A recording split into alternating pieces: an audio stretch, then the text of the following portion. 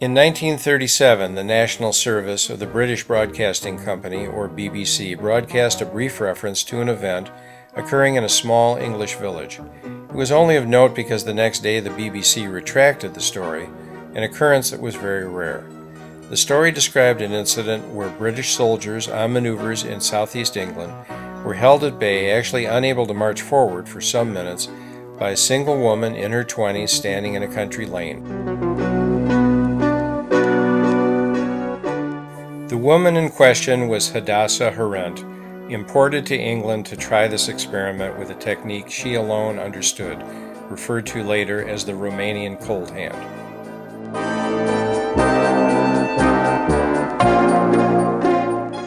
Rudolf Hess, a Nazi official, learned of the Cold Hand's effectiveness and attempted to secure Hadassah's services, not knowing she was both Jewish and a gypsy.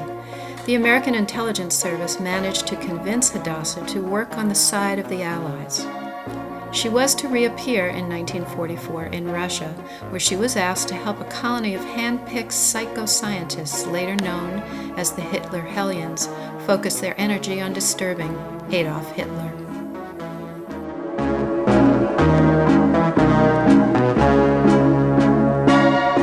Having discovered her daughter had been taking revenge on former Nazis, Hadassah moved to England, finally settling in Los Angeles in the late 1940s. His network of informants told Howard Hughes about a rumored Jewish gypsy with the rarest mental talents. Prompted by her ever-pushy daughter, Hadassah met Hughes and gradually allowed him to understand the Cold Hand and its powers. He was fascinated but unsure what to do with her talents.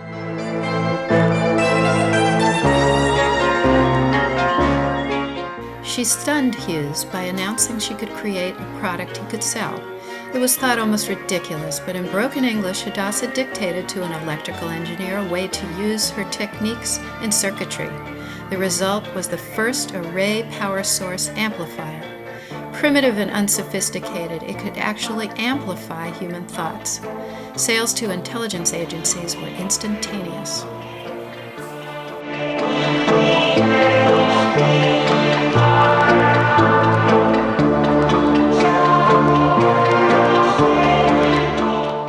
Having seen the success of a ray power source, Hughes began urging Hadassah to leave Los Angeles for Las Vegas, where he could better protect her. As Queen Royal Elixir, Hadassah was able to realize a lifelong dream of opening up a small theater dedicated only to children.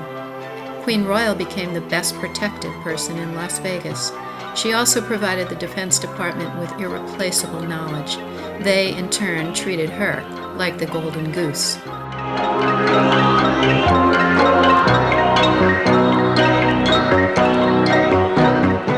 Queen Royal has a fiery, strong-willed great-granddaughter from Minnesota.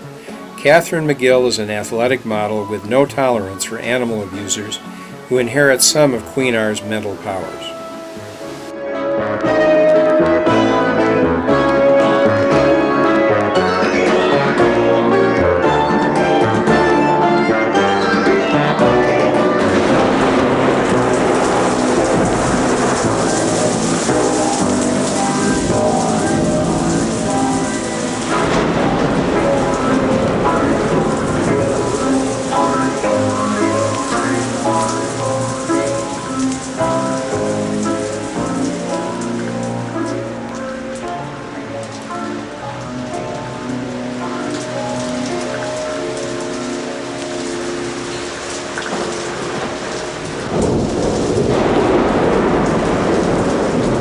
I'm singing.